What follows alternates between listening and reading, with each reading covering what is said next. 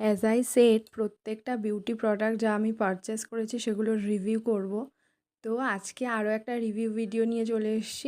Long curly hair হওয়ার কারণে আমার চুলটা অনেকটাই ফ্রিজি, আর সেইভাবে যত্ন নেওয়া হয় না বলে এটা দেখতে অনেকটা রাফও হয়ে গেছে। তো অবশেষে আমি পাই অ্যালপস গুডনেসের এই ফ্লেক্সির জেলটা, যেটা অসম্ভব সুন্দর একটা ভালো প্রোডাক্ট।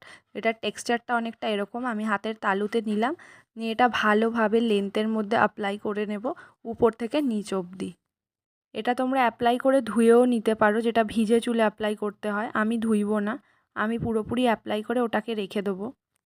একটা দিকে আমি অ্যাপ্লাই করেছি, দেখতে পাচ্ছ কতটা ম্যানেজেবল হয়েছে হেয়ারটা। আর এই দিকটা আমি এখনও অ্যাপ্লাই করিনি, সেটাতেও করে তোমাদেরকে রেজাল্টটা দেখাবো। এই পুরোটা আমি অ্যাপ্লাই করব। দেখতে পাচ্ছ কতটা নারিশমেন্ট আমার হেয়ারটা, আর কতটা শাইন করছে। প্রচণ্ড স্মুথ হয়ে গেছে, আর হাত দেওয়ার পর না হাতটা জাস্ট সরে সরে যাচ্ছে, এতটাই স্মুথ ছিল। তো কি বলবো, এই প্রোডাক্টটাকে আমি জাস্ট 10-এ 10 দিতে চাই। সত্যি বলছি, র্যান্ডাম পিক করেছিলাম, ভাবিও নি এর রেজাল্টটা এত ভালো আসবে। অন্য কোনো দিন স্কিনের অ্যাপ্লায়েন্স নিয়েও তোমাদের সামনে আসবো।